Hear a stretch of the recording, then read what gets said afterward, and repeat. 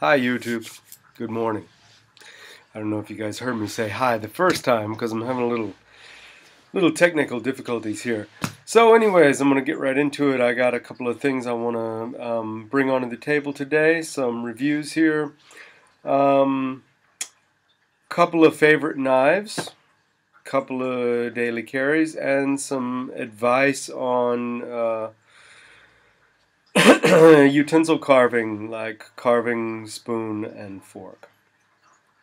So in my last video I did reference a sheath that I put on the Bucher bushcraft knife, and it came from the Nesmuk Condor and Nesmuk knife, and this is the Condor Nesmuk.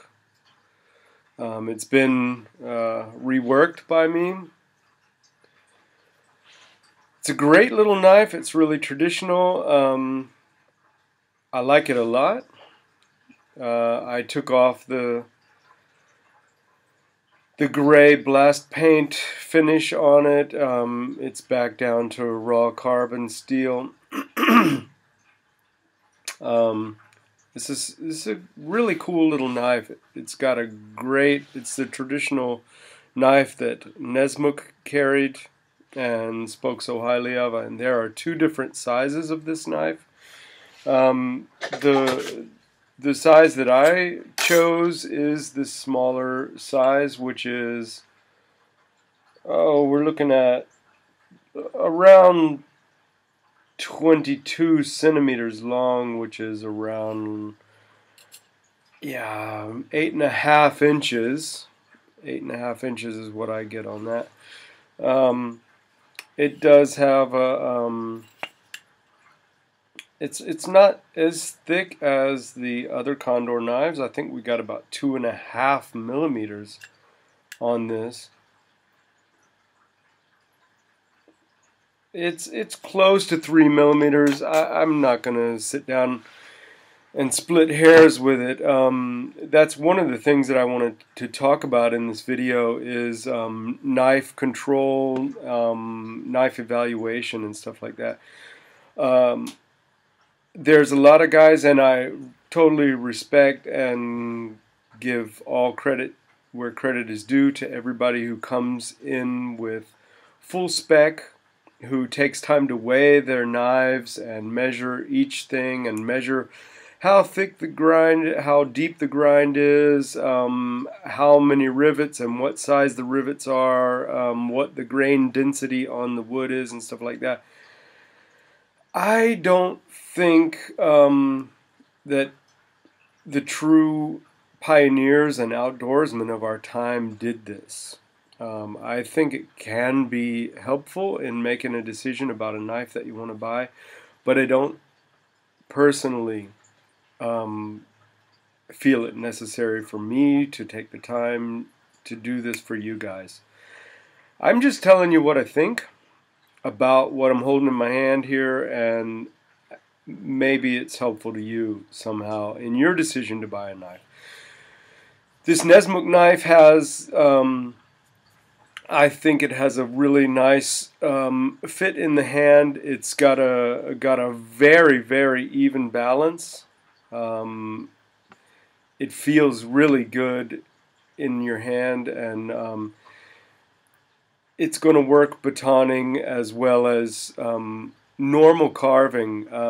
For fine carving, it's probably going to be a little too chunky, but man, also for even kitchen work and stuff like this knife is made for this. This was Nesmuk's sort of all-around bushcraft knife within a pocket folding knife as an addition for fine cutting and stuff like that, and skinning and different things like that.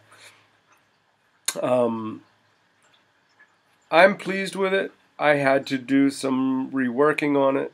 Again, I had to sharpen it. It's sharp as can be right now. It's really sharp. I didn't have to spend too much time. The edge was way better on this one than it was on the last couple of Condors that I bought. But all in all, was worth the whatever, 30, 40 bucks. I made myself a new case for it. just because I don't want every one of my knives to look exactly the same, so I did take a measurement. I always make a paper template first. I find it's much more forgiving. You can always throw a piece of paper away. So I'll fold a piece of paper around the knife and sort of make a sketch, and then once I'm pleased with where that is, then I'll cut it, draw it on, use that template and trace that out onto my leather and then cut it out. I've got a little leather working bag.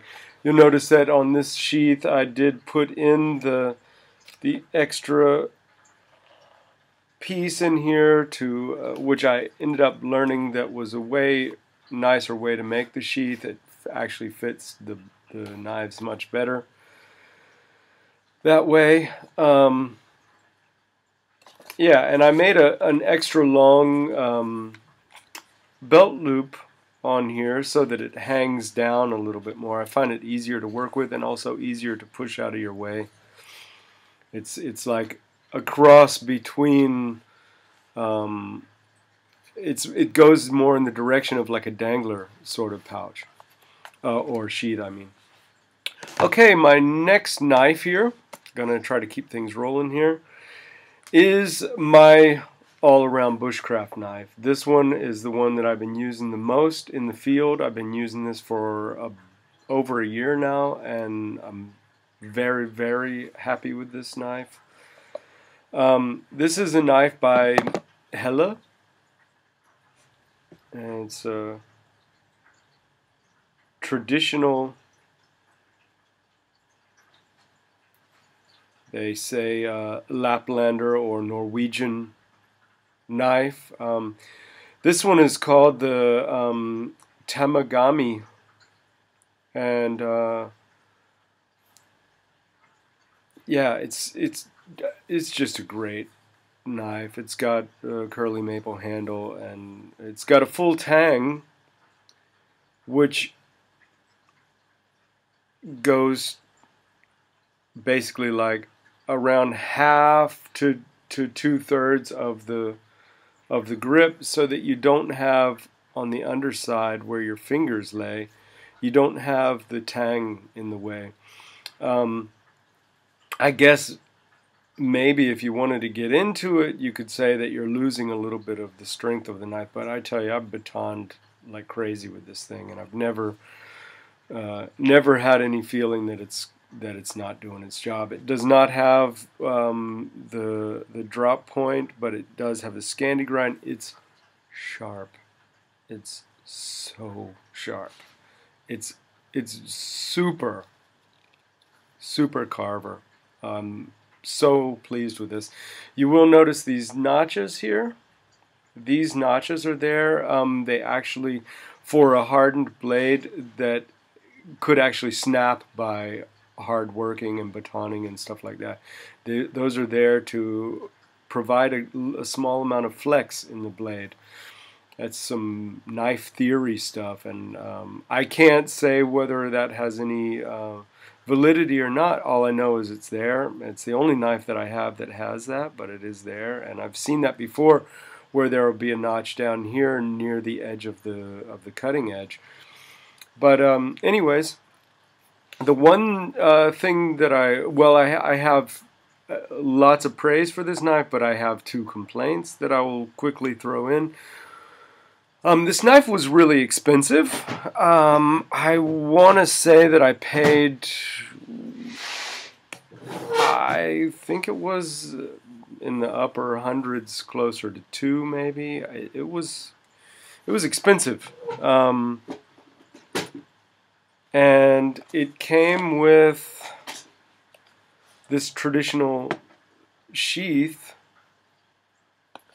which didn't blow me away. Again, I'm kind of strict on this kind of stuff. I feel like if I pay 30 or 40 bucks for a Condor, and it comes with this fantastic leather sheath, that when I pay like 200 for a knife, then it should have a great leather sheath. And this one it's thick and somewhat robust, but it's also kind of doesn't seem like it seems like laminated leather, like it's like 3 or 4 ply glued together, and not so. I think that's called split grain or something like that.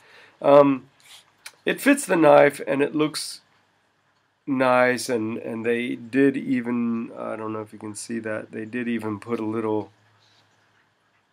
monogramming on there for me that says Smoking Feather, which I think is kind of cool. But yeah, it didn't blow me away, the case, and I instantly was dissatisfied with it. Um, so I ended up ordering this sheath off of the Ray Mears website, which is a traditional bushcrafters sheath, and it's a nice quality, and it just feels more, yeah, ergonomic. It just feels nicer and more lovingly made. It didn't fit my handle very well when I got it. It was too tight because it's made for like the woodlore and things like that. And this handle, that would be my second complaint when I got it. Now, a lot of people like this. It was a completely rounded handle. It had no real Coke bottle form or anything. It didn't actually fit into my hand, and I spent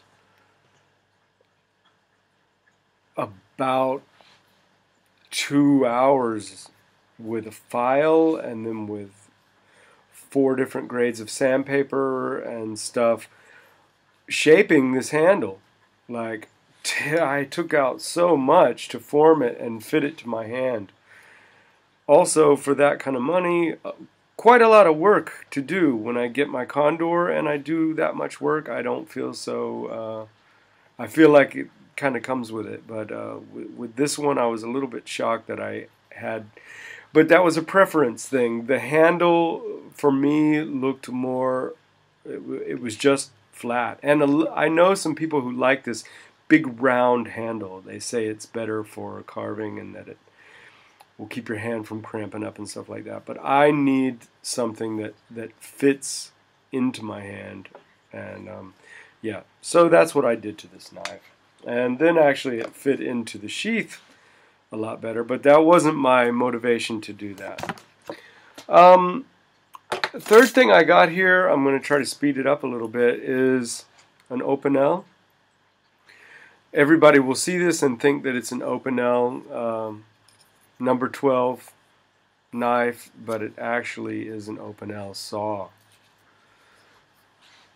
And this thing is, as we use in the professional terminology, it's a badass. I love this thing.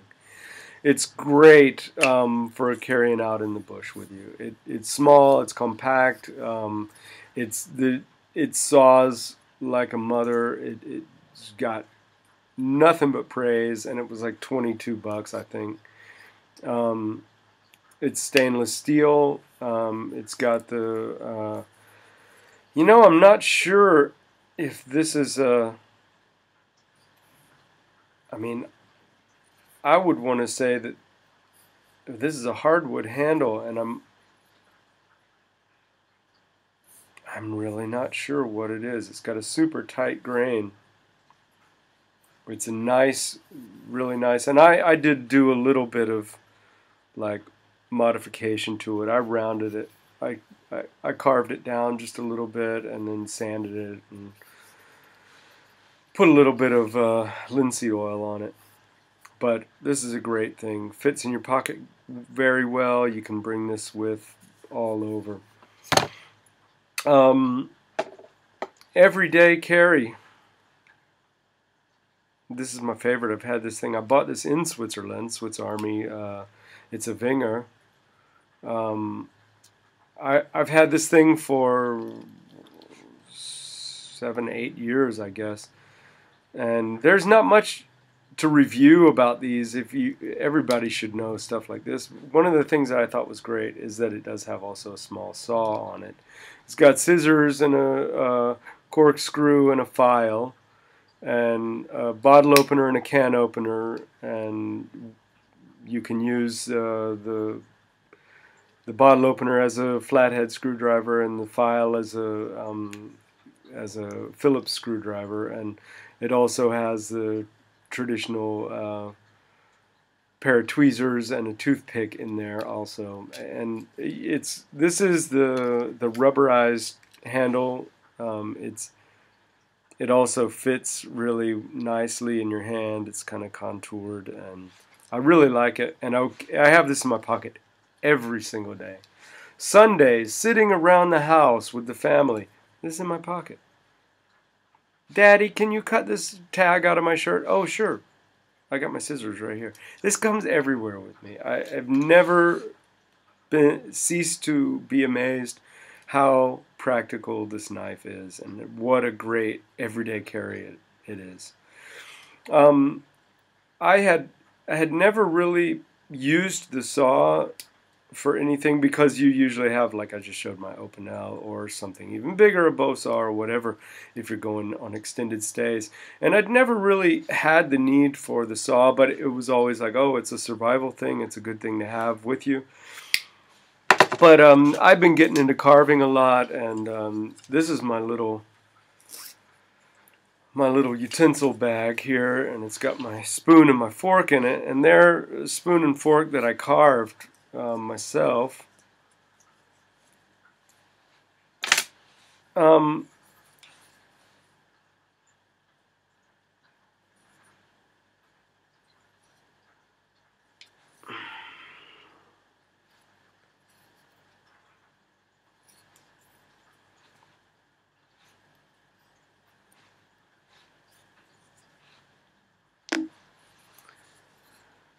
Okay, everybody, I hate to do this right this second, but my battery just said that it's about to go out, and I don't want to lose this video right in the middle, so I'm going to plug in to a power source really quick. I hope that you guys will endure this unprofessional preparation. You are now running on reserve battery power. Oh, you might have just heard my computer tell me I'm running on reserve battery power. Okay, I'm plugged in. Now, everything's safe again. Sorry about that. Okay, anyways, back to my spoon and fork here. This is my spoon. I made this a little bit longer, as you can see. I can eat with this, but it's also great for cooking. I made it just a little bit longer, and it does have a slight curve in it, which you should be able to see here, that it bows down just a little bit here and comes back up.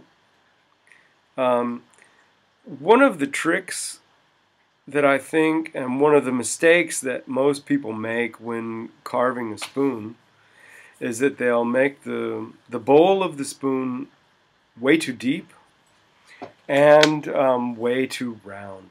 You got to think about, it's got to fit in your mouth. And you also have to think that you normally, when you're eating, you know, it's not a bowl. It's just to take a bite-sized piece up to your mouth.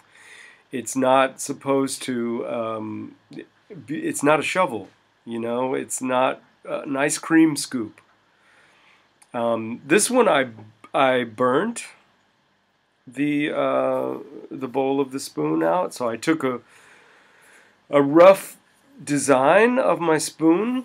So I just kind of sketched it out. I used a piece of coal from the fire and sketched it out onto my piece of wood. This has a really nice grain. I picked this out, and I didn't know how beautiful it was going to look when it was finished. But it's not a true hardwood, but it's in between. It's hard enough. Anyways, I put a coal in there and just slowly blew it, and you got to stop. You can't go too far. And once I had the bowl roughed in, then I began to carve around. And word of advice is don't carve your handle first, carve the bowl first. Because this is going to be less stable. And if you get this done first and then you get into all this stuff, you could break your spoon. You could put so much force on it that something breaks. So I did most of the work on the bowl first, and then I came back and I mean, I was slowly working on the handle the whole time, but I started the main shape up at the top and then worked my way down, and in the end I have a nice, really nice eating utensil, and it's then treated with olive oil so that I can eat with it.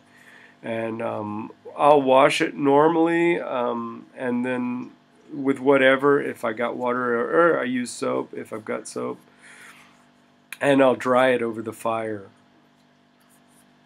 And then usually after I come home from a weekend or something like that, then I'll put another coat of olive oil on it. My fork is a harder wood, and this is a funny story. I don't know if I should tell it.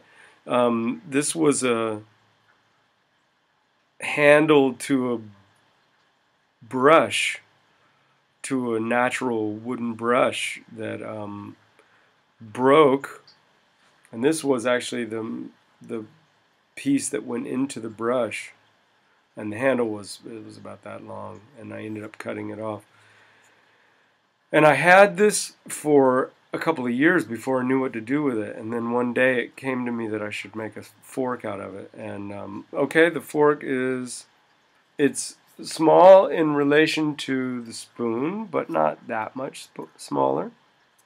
So it's not going to hold a ton. You see, I've only got 3 tines on there. And this has also been hardened with the fire, so I did that after the carving. And I carved, you'll see that it's kind of rounded up on the bottom, and then it's flat at the top to be able to hold stuff.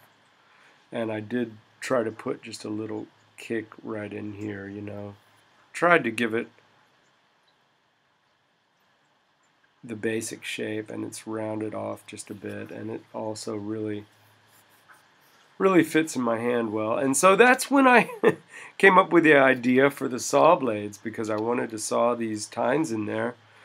Also, I recommend doing that before you've carved a whole lot, because it might break. You don't want to do all this fine work and everything and then saw these tines, because you're probably going to break something then.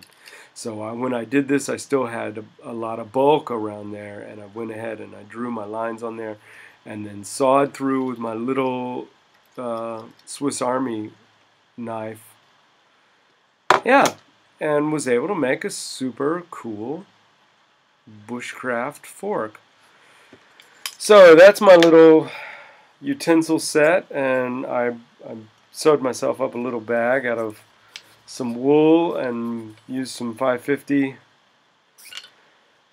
And you know what? If you're at camp, well, you can even throw this thing around your neck so you don't drop your fork.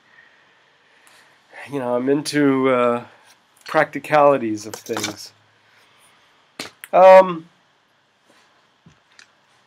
So last thing, I'm going to do it really quick here, is I just got this. It's a Leatherman Wave, and I'm interested, anybody who's got one, I'm also interested to hear your comments about it. Everybody knows about the Leatherman.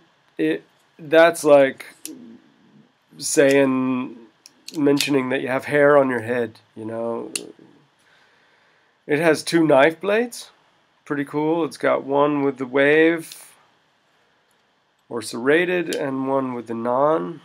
I like this, that they look more like knife blades and not like sort of like the Swiss Army blades. They're locking blades as well. It does have a saw and a file. I think that's really cool. It's got a rough and a fine side of the file, which is also locking. It's got scissors and a can opener and a screwdriver with Phillips and flathead and the needle nose pliers. The one thing I was kind of bummed about is it doesn't have an awl on it, and I didn't realize that. My Swiss Army knife does have an awl on it, and I think that's also an important thing to have because you will at some point or another need to use an awl.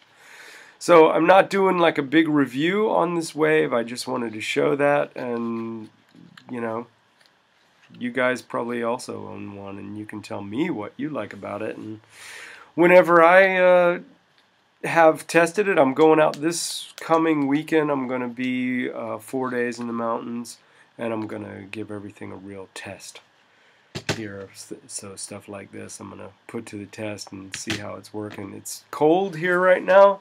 As you'll notice, I'm wearing a lot of layers. It's pretty damn cold here. We've been having like low upper 20s to like mid 30s during the day right now, and yeah, it hits me. I'm a southern boy, and I'm kind of cold here, but I dress for it, and that always works.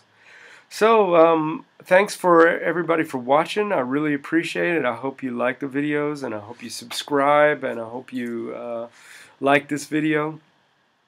And stay tuned, or keep checking in for the next one. I hope to see more of you guys. Thanks for everything. Bye.